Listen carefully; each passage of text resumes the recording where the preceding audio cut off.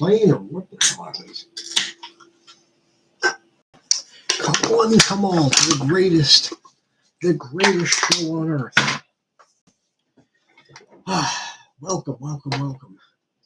Welcome to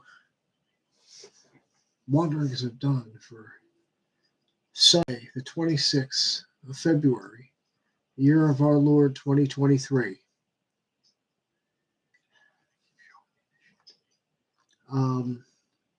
Hello, I'm your host, Donnie Maggs, and these are the thoughts that come through my head.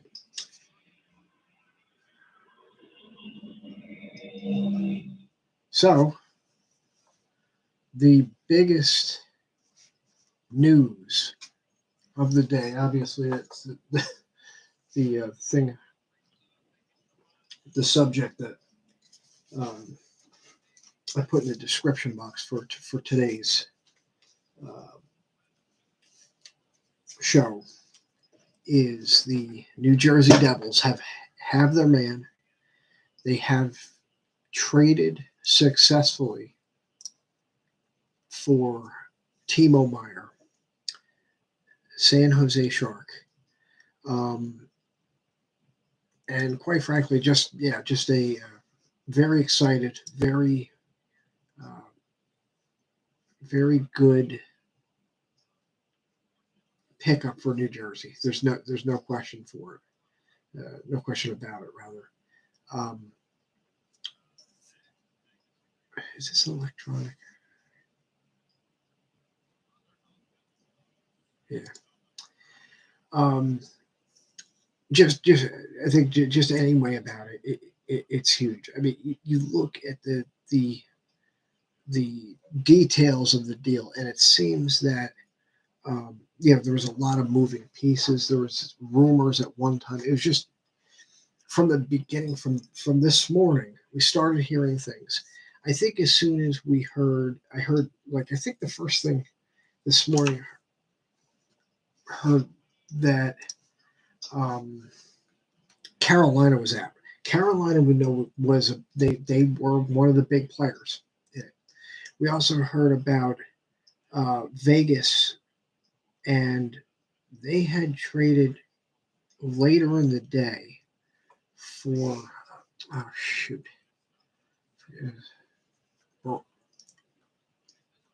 Barbaratsov. I forget exactly how you say his name. And once I saw that,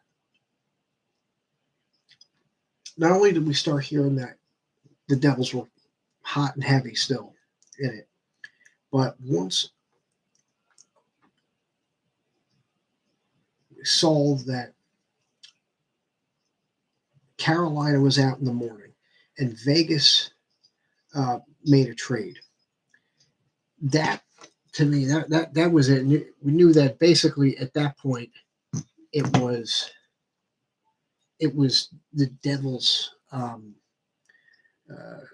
deal to make. And I think on top of it, anyway, it was their trade to make. This guy is the biggest trade of the NHL trade deadline. There's no question. I mean, there's especially after other big pieces went. I know there have been a lot of talk, even in the offseason, we're getting like Tarasenko, but he goes to, of course, our rivals, the Rags. You had Bo Horvat, which I didn't think we were ever going to be on Bo Horvat. He's a nice player and everything. I remember when he went back in years ago in the draft. So I just remember his name. I was like, Bo Horvat. That's a hell of a name. He's a nice player. But we had something higher. MEIER, he's at 26, just entering his prime. I don't know what he's at, because I know he has been injured for a couple of days, or a couple of games, the last couple of games. I can't remember. He's got over 30 goals. And just a player that absolutely, with San Jose looking to go through a rebuild, could absolutely have been a piece of a core a piece they could have built around. And the fact that Fitzy was able to get this guy for, yeah, he gave up some nice pieces, but all, I don't, no disrespect. He didn't give up any of the core, whether the core was, players that are playing, on our team right now, like Dawson Mercer, or pieces that are still, still got, obviously got time and work, still very young, like Luke Hughes, who's just finishing up his college career at Michigan. And oh man, that's loud. Nemec. He did give up some good pieces, and a first round plus a conditional first round, potential another first round pick, depending on, I think, contract extension. The big thing that's a bit scary right now, if you want to say if there's anything negative with this deal, I don't want to say negative, but of a concern, is that you want, now that we've traded for him with a good trade, and it's not like they got some good players. I mean, besides Janssen, Zetterlund's good. He's starting to show some something a little bit, and then the Mohamed Madulin and I forget how you say the other guy's name.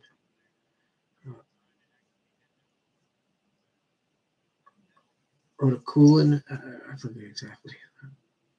But those who are some pretty good prospects as well.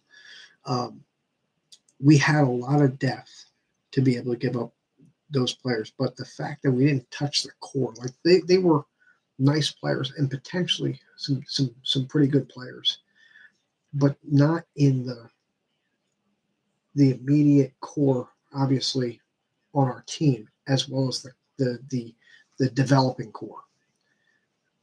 Like, while Mercer now being, or Holtz, um, uh, like I said before, Luke Hughes and Nemec. So really did good to get a player of this caliber and not give any of them up.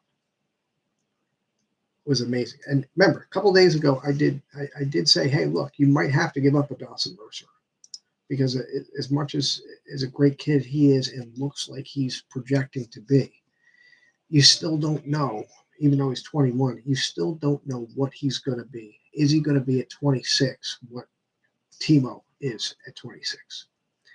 The only thing we need to do now is get that contract. And you always want to have that. You got this. You got Bratt, because he bet on a 1-year deal. He's having a pretty good season. You got to get these players signed. So Fitz can go home and maybe lay his head on the pillow tonight comfortably, have a comfortable sleep. He's got to get back up in the morning, and he's got to start looking at. I mean, who knows? He may not even be done yet. I know there might be dump some money or something like that. I don't know what else, or maybe look at, I don't know, defensive depth. I'm not sure what else he will look at, but just huge trade, when it looked like, especially the last, before yesterday, because we started hearing some things again a little bit yesterday. It was a pretty quiet 3, 4, 5 days at least, and it had kind of stopped really checking what was going on, because it had gotten fairly quiet on that.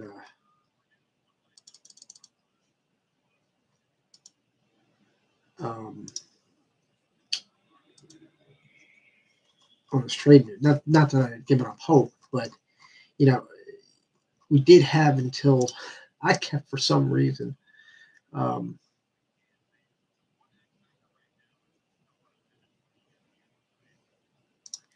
I for some reason was kept getting different. Um,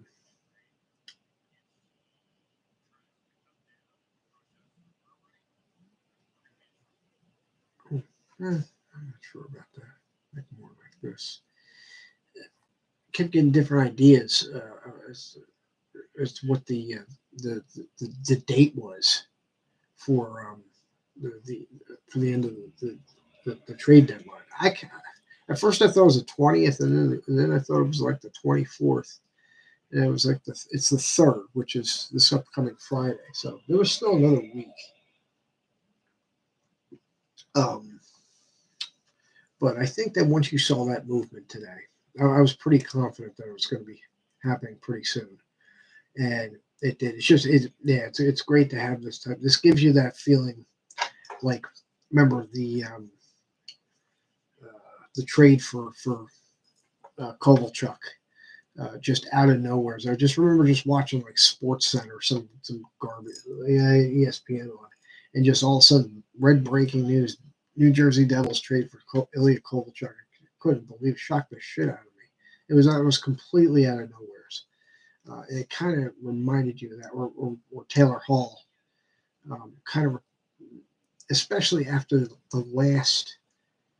Well, I mean, we hadn't been to, the last time we were in the finals was 2012, and that didn't exactly end well against the Kings.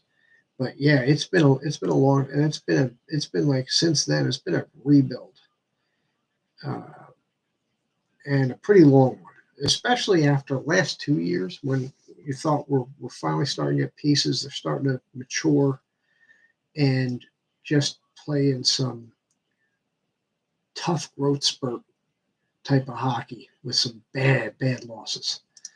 Just losses where you just like, you give up 3-4 goals in the first period. You're like, geez, oh man, getting beat, 6-1, having a 5-2 lead, losing 6-5. Just some awful losses. And but now in command, and now we're finally making big moves like this. Really is something else. So it's a fact. I got my put it on the screen. Still got after the 17-year deal, whatever it was. Still got my Kovalchuk is backwards. I don't know why the stream's backwards on when I stream live on but it's actually forwards right there. Why it's backwards. My stream on YouTube, but yeah, my Kovalchuk jersey. But yeah, it's a really good feeling to actually be making now trades, acquiring big name talent. And this guy again, you can either put him with Heischer or with Jack Hughes, not knowing where he's going, which line he's going to play on. You're going to break up, Mercer or send Palat down, and he's pretty pricey to send down to one of the bottom two lines. But that's a good conundrum to have. Just got to get, as I said, gotta get that extension. That's the only thing that's Lear. You want to have all that done. I would have liked to have had it be like a sign and trade. I don't know how often. I don't pay attention to how often sign and trades happen. Like typically when I hear sign and trade, I think NBA. I don't watch NBA, but you always see like, oh, sign and trade. So we'll probably see a bunch coming up at their deadline. There's a sign and trade where they ink a contract, then trade the player all in one fell swoop. I don't know how much you don't really typically see it in other sports. It's like, yeah, you don't see you didn't see him when the Padres traded for Juan Soto had a, they have the Nationals sign him to a 15-year, $400 million contract first. You didn't see that. So I don't know how often that stuff happens in the NHL, but the bottom line is there was no sign. There's no deal. He's a restricted free agent, so that does make it the Devils have some more control over it. They're late in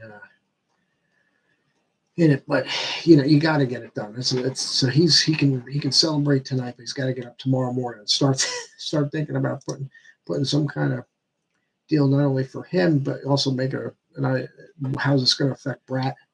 Remember, Bratt held out. He wanted something. He wanted a pretty decent sized paycheck. So we'll see. It's rumored that TIMO wants $9 million a year, an 8 or 9 year deal. That's going to make him.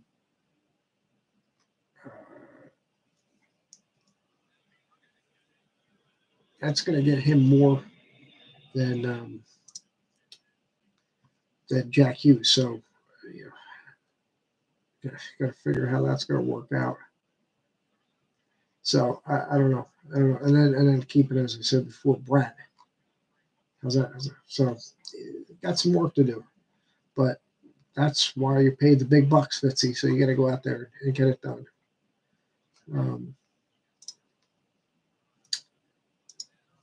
So anyway, that's fascinating. I don't want to take up all the time with that. I do want to say, what else are we? Oh, of course. Let's talk while we're 17 minutes into this session.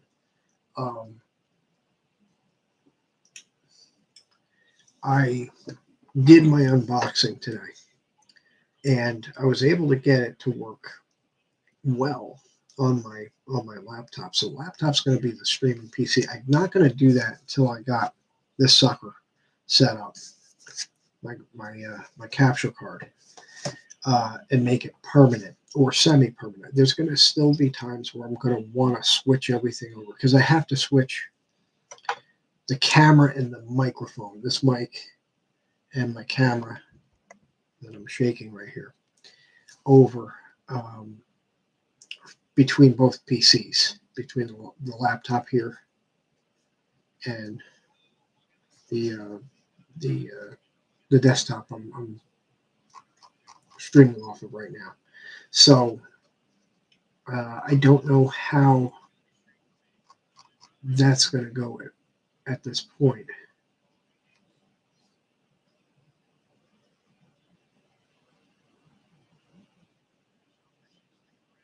It could do this. What's the size of this? I'm actually shopping for a chair, a recliner for my room. Anyway, I did an unboxing for my PSVR 2. Even though I'm not getting it till Christmas, I did want to do a test to make sure that it worked. Everything worked properly. It works beautifully. You can check my. It's on my Twitch channel right now. I did do a play session of the trial for Horizon Call the Mountain, and I will tell you this: the headset itself is absolutely 100% worth it. Number two, Call the Mountain is the real deal. It is fascinating. It is really well put together game. When you're in the kayak boat in the beginning, you feel literally like I felt like I was back in like Disney World, Universal Studios ride, going down this little river with the all the different one point you see Glint Hawk and the Watchers, and it's fantastic. And the amount of interactivity that you can do, the climbing and it really is something. I played the Star Wars demo as well. Wasn't as because as I said before, they didn't really give you a lot of information as to what to do in that game, and I was having issues with like the weapons. Like you got to hold down there's a grab button to grab a weapon. You got to that's like the I want to say it's the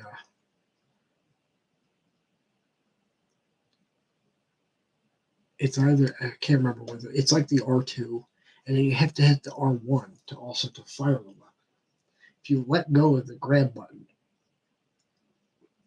you drop the weapon on the ground. I don't know. I'm not sure exactly why. Maybe I was doing stuff wrong, and it just felt like there was a like in this first part there was a lot of enemies. It just felt like there was constant enemies. I found out that the game is actually it's an enhanced edition. Obviously, that means that there is they do have other versions of it, I guess, on like Oculus or whatever. So, um,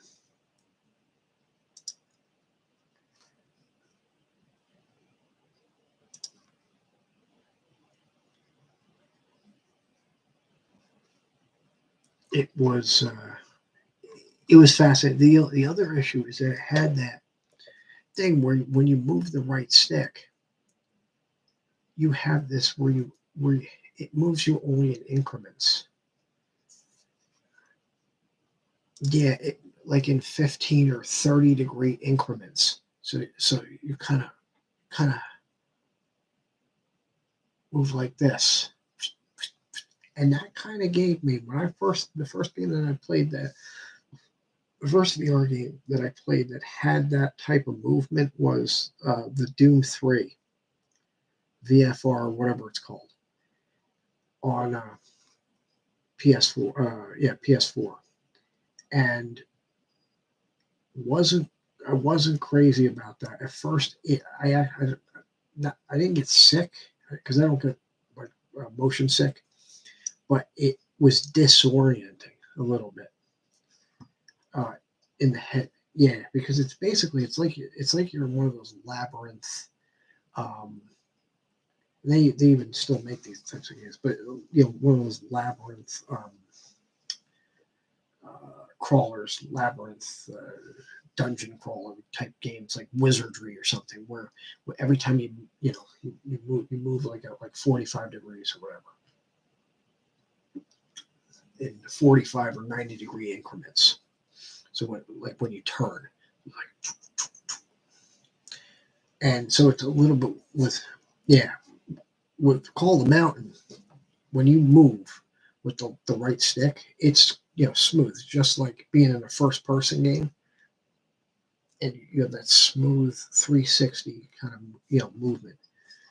But Tales from the Beyond the Galaxy, whatever the hell it's called, Star Wars, had that movement. It was at first a little disorienting, but I got used to that. But then it was just a question of what the hell am I doing? And I think you play like a bounty hunter, I want to say.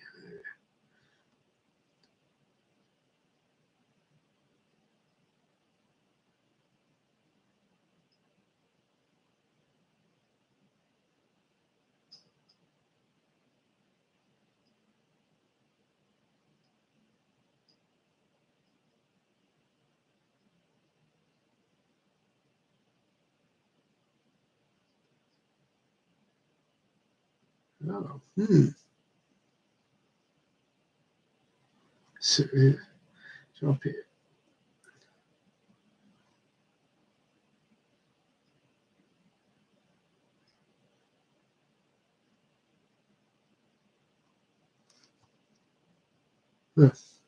so um, but my overall is it's amazing. It really is. It is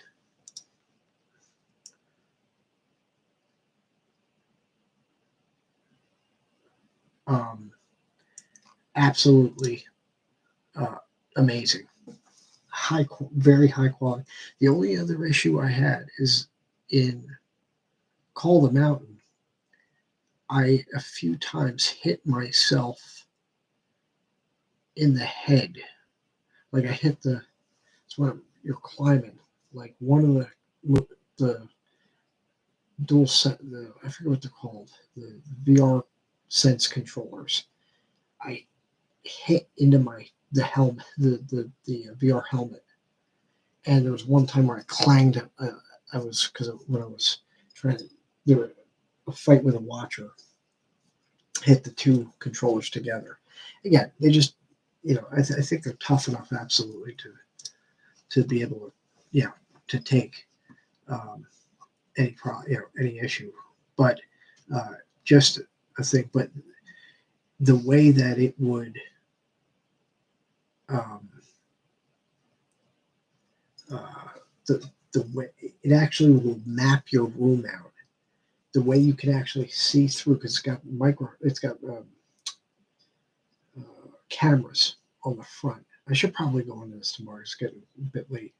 It's got cameras in the front, and you can actually, when you hit this button, you can actually see exactly right without taking it off. It shows you your surroundings. It'll actually map your room that you're playing in, including any objects that you can bump into. It'll actually map out a play area, like where, and so when in game, when you're getting close, you will see like a red boundary around your hand if you're getting close to what it mapped out. It's extraordinary. Yeah, it really is extremely interesting what they did.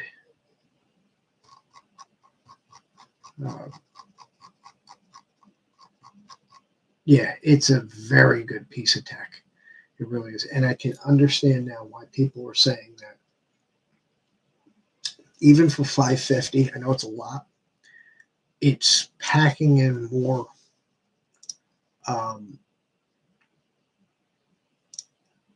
it's packing in more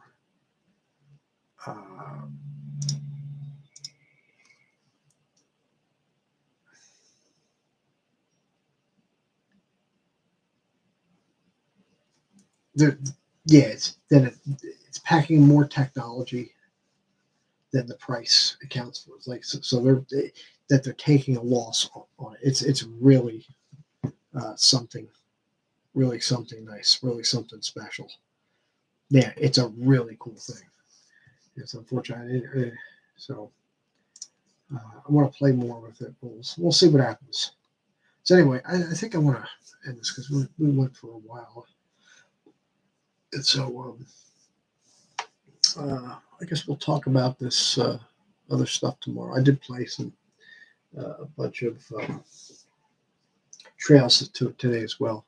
I'll go over that stuff tomorrow. It's a bit late. I'd like to do a morning stream. I do these night streams. I'd like to do a morning stream. But at some point, we'll get to that at some point. So anyway, thanks for watching. I will see you next time. May the Lord be with you, and have a good night.